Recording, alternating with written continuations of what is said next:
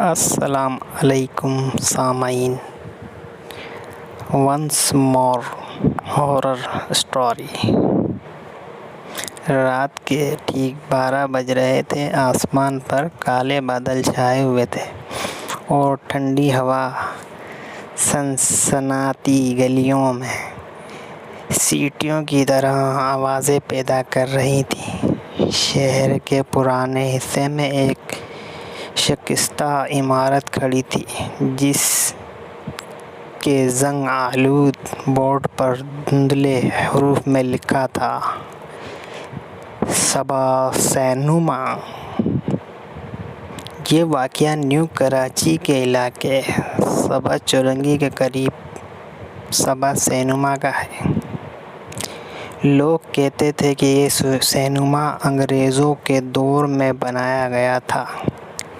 تقریباً 40 سال پہلے یہاں آخری فلم چلنے کے دوران اچانک بجلی بند ہو گئی تھی۔ جب روشنی واپس آئی تو درجنوں تماشائی اپنی نشستوں سے غائب تھے۔ نہ ان کی لاشیں ملیں، نہ کوئی نشان۔ اس واقعے کے بعد سینما ہمیشہ کے لیے بند کر دیا گیا۔ اس رات دو دوست جمال اور جاوید ہاتھوں میں ٹارچ لیے اس عمارت کے سامنے کھڑے تھے۔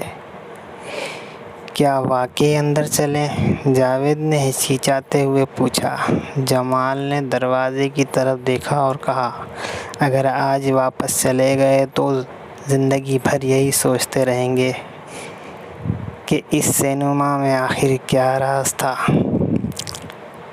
جیسے ہی انہوں نے زنگ آلود دروازے کو دھکا دیا، ایک خوفناک چرچراہٹ پورے علاقے میں گونج اٹھی۔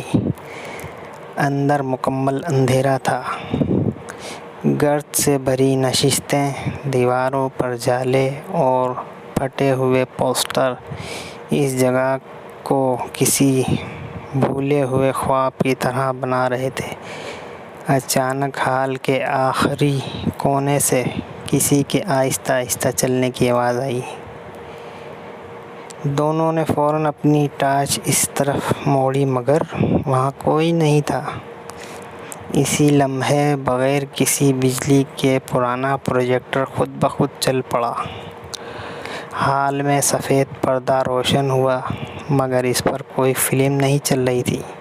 صرف ایک سایہ کھڑا تھا اور وہ آہستہ آہستہ ان دونوں کی طرف مڑنے لگا۔ جمال اور جاوید کی نظریں پردے پر جم گئیں۔ وہ سیاہ سایہ آہستہ آہستہ ان کی طرف مڑا، مگر اس کا کوئی چہرہ نہیں تھا، صرف دو رخ چمکتی ہوئی آنکھیں اندھیرے میں انگاروں کی طرح دکھائی دے رہی تھیں۔ اچانک پورے ہال میں ایک عجیب سی ہنسی گونجی۔ دونوں نے گھبرا کے پیچھے دیکھا، لیکن ہال خالی تھا۔ اسی لمحے پروجیکٹر بند ہو گیا اور مکمل اندھیرا چھا گیا۔ جاوید نے کانپتی آواز میں کہا، جمال، مجھے لگتا ہے ہمیں یہاں سے نکل جانا چاہیے۔ جمال نے دروازے کی طرف دوڑنے کی کوشش کی، مگر دروازہ اپنی جگہ سے ہلا تک نہیں۔ دونوں نے پوری طاقت لگا دی، لیکن ایسا لگ رہا تھا جیسے دروازے کسی نے باہر سے نہیں بلکہ اندر سے قید کر دیا ہو۔ اچانک اوپر والی منزل سے کوئی دوڑنے کی آوازیں آنے لگیں۔ پھر کسی بچے کی آہستہ سے آواز سنائی دی، میری مدد کرو۔ جاوید کا چہرہ زرد پڑ گیا۔ یہ آواز کہاں سے آئی؟ جمال نے ٹارچ اوپر کی سیڑھیوں پر ڈالی۔ سیڑھیاں گرد سے بھری تھیں، لیکن ان پر تازہ قدموں کے نشان بنے تھے، جیسے کوئی ان کے سامنے ہی چلتا ہوا، مگر نظر نہ آیا۔ دونوں ہمت کر کے اوپر چڑھنے لگے، منزل پر پہنچ کر انہیں ایک لمبا راہداری نما راستہ ملا۔ دونوں طرف بند دروازے تھے۔ آخری دروازے کے نیچے سے ہلکی سرخ روشنی باہر آ رہی تھی۔ جمال نے آہستہ سے دروازہ کھولا۔ کمرے کے اندر درجنوں پرانی فلموں کی ریلیں رکھی تھیں۔ دیوار پر ایک بہت بڑی تصویر لگی تھی جس میں سینما کے افتتاح کا منظر تھا۔ جمال نے تصویر پر ٹارچ ڈالی تو اس کی سانس رک گئی۔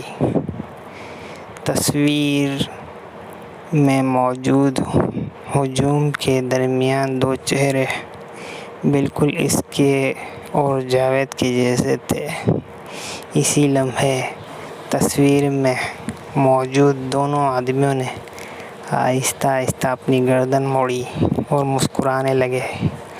کمرے کا دروازہ بند ہو گیا۔ اندھیرے میں کسی نے سرگوشی کی، اب تم بھی اس سینما کا حصہ بن جاؤ گے۔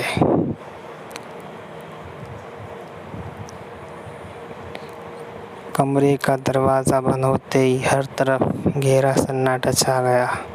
جمال نے پوری طاقت سے دروازہ کھولنے کی کوشش کی مگر وہ ایک انچ بھی نہ ہلا سکا۔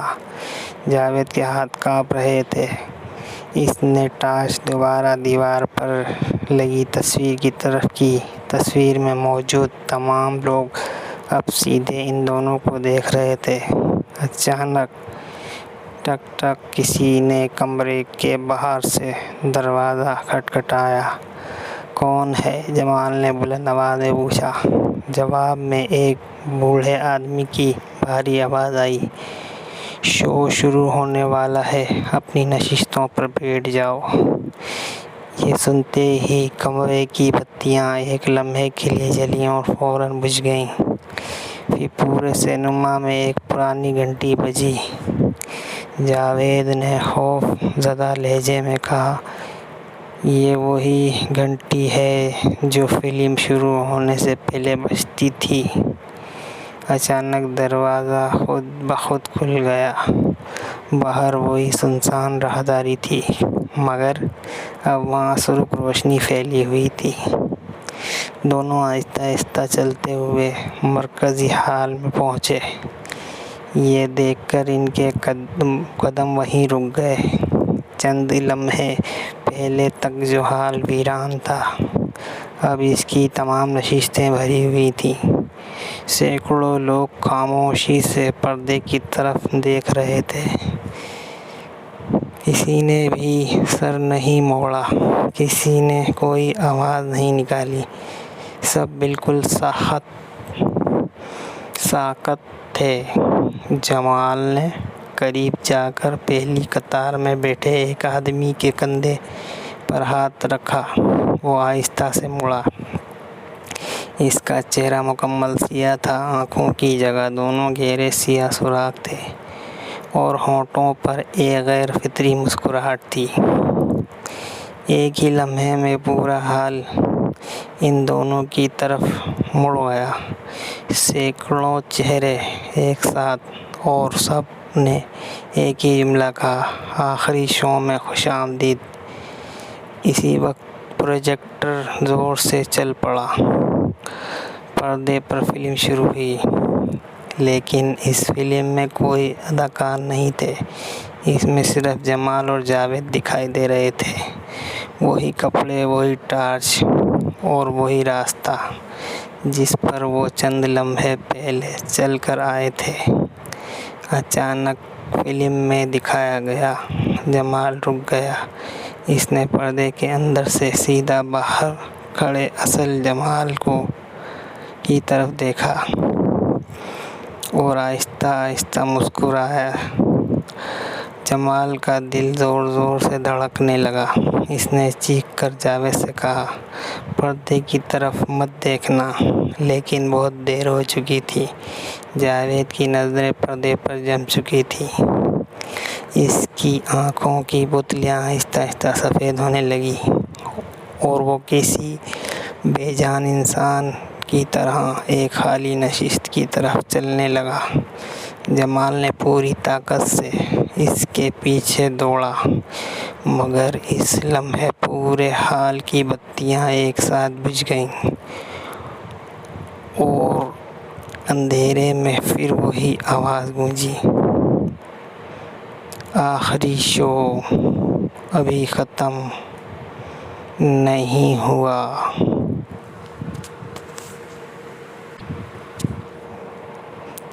ہال میں مکمل اندھیرا ڈوبا ہوا تھا۔ جمال نے بے بسی سے جاوید کا نام پکارا، جاوید کہاں ہو؟ جواب میں صرف اس کی اپنی آواز گونجی سنائی دی۔ چند لمحوں بعد ٹارچ دوبارہ جل اٹھی۔ اس کی مدھم روشنی میں جمال نے دیکھا کہ ہال کی تمام نشستیں خالی تھیں۔ وہ سینکڑوں پراسرار تماشائی جو ابھی چند لمحے پہلے وہاں موجود تھے جیسے کبھی تھے ہی نہیں، لیکن جاوید بھی غائب تھا۔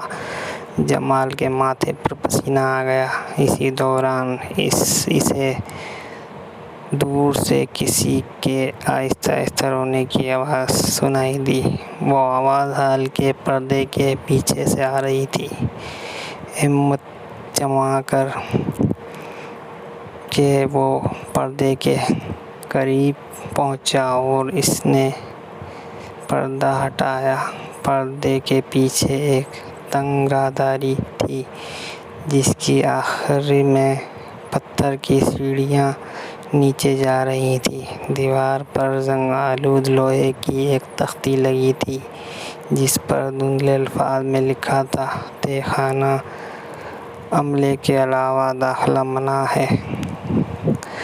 جمال نے گہرا سانس لیا اور نیچے اترنے لگا۔ ہر قدم کے ساتھ ہوا ٹھنڈی ہوتی جا رہی تھی۔ نیچے پہنچ کر اسے ایک لمبا تہہ خانہ نظر آیا۔ دیواروں پر پرانی فلموں کی ریلز، ٹوٹے ہوئے کیمرے اور گرد سے ڈھکی صندوق رکھی تھی۔ اچانک ٹھک ٹھک کسی نے صندوق کے اندر سے دستک دی۔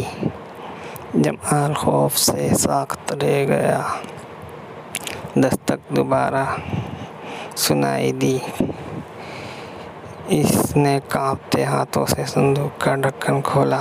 اندر ایک پرانی ڈائری تھی جس کے پہلے صفحے پہ لکھا تھا، اگر تم یہ ڈائری پڑھ رہے ہو تو تم سمجھ لو کہ صبا سینما نے تمہیں اپنا شکار چن لیا ہے۔ ڈائری میں درج تھا کہ انگریز دور میں اس سینما کا مالک ایک عجیب رسوم ادا کرتا تھا۔ کہا جاتا تھا کہ ہر چند سال بعد آخری شو منعقد ہوتا ہے اور اس رات کچھ لوگ ہمیشہ کے لیے لاپتہ ہو جاتے تھے۔ ان کی یادیں اور خوف اس عمارت میں قید ہو جاتے اور سینما مزید طاقتور بن جاتا۔ جمال ابھی یہ سب پڑھ ہی رہا تھا کہ تہہ خانے میں بتی خود بخود جل اٹھی۔ سامنے دیوار پر ایک نیا دروازہ نمودار ہوا۔ حالانکہ چند لمحے پہلے وہاں صرف اینٹوں کی دیوار تھی۔ دروازہ آہستہ آہستہ خود ہی کھلنے لگا۔ اس کے اندر سے دھند نکلی اور اس دھند میں جاوید کی آواز سنائی، جمال مجھے بچاؤ، میں یہاں ہوں۔ جمال نے ایک قدم آگے بڑھایا۔ اسی لمحے اس کے کندھے پر کسی برف جیسے ٹھنڈے ہاتھ نے آہستہ سے ہاتھ رکھا اور ایک سرگوشی کی کان میں گونجی، پیچھے مت مڑنا، اگر مڑے تو تم بھی کبھی واپس نہیں جا سکو گے۔ جمال کے جسم میں سنسنی دوڑ گئی۔ اس کے کندھے پر رکھا ہوا برف جیسا ٹھنڈا ہاتھ اب بھی موجود تھا۔ وہ جانتا تھا کہ اگر پیچھے مڑا تو شاید کبھی زندہ واپس نہ جا سکے گا۔ اس نے اپنی نظریں سامنے رکھیں اور دھیرے دھیرے اس پراسرار دروازے کے اندر قدم رکھ دیا۔ دروازے کی دوسری طرف ایک بہت بڑا ہال تھا جو پرانا سینما سے بھی زیادہ وسیع تھا۔ دیواروں پر سینکڑوں پرانی گھڑیاں لگی تھیں، مگر سب کی سوئیاں رات 12 بجے پر رکی ہوئی تھیں۔ ہال کے درمیان جاوید ایک کرسی پر خاموش بیٹھا تھا۔ اس کی آنکھیں کھلی تھیں، مگر وہ کسی سحر میں گرفتار معلوم ہوتا تھا۔ جمال دوڑ کر اس کے پاس پہنچا اور اسے جھنجھوڑا۔ جاوید، اٹھو، ہمیں یہاں سے نکلنا ہوگا۔ اسی لمحے پورا ہال لرزنے لگا۔ سامنے اندھیرے میں ایک لمبا سایہ نمودار ہوا۔ اس کی آنکھیں سرخ انگاروں کی طرح چمک رہی تھیں اور اس کی آواز پورے ہال میں گونجی۔ 40 سال پہلے بھی 2 دوست یہاں آئے تھے، آج پھر 2 دوست آئے ہیں، لیکن اس سینما سے کوئی خالی ہاتھ واپس نہیں جاتا۔ جمال نے ہمت کر کے کہا، ہم یہاں ہمیشہ کے لیے نہیں رہیں گے۔ یہ سنتے ہی سائے نے زوردار قہقہہ لگایا۔ اچانک دیواروں پر لگی تمام گھڑیاں ایک ساتھ چلنے لگیں۔ ہال کی زمین میں دراڑیں پڑ گئیں۔ جمال نے جاوید کے ہاتھ پکڑا اور پوری طاقت سے باہر کی طرف دوڑا۔ پیچھے سے وہ سایہ ان کے تعاقب میں تھا۔ راہداری ٹوٹ رہی تھی، چھت سے پتھر گر رہے تھے اور پروجیکٹر خود بخود چلنے لگا۔ ہر پردے پر صرف ایک ہی منظر دکھائی دے رہا تھا، جمال اور جاوید بھاگ رہے تھے۔ آخر دونوں مرکزی دروازے تک پہنچ گئے۔ جمال نے پوری طاقت سے دروازہ دھکا دیا۔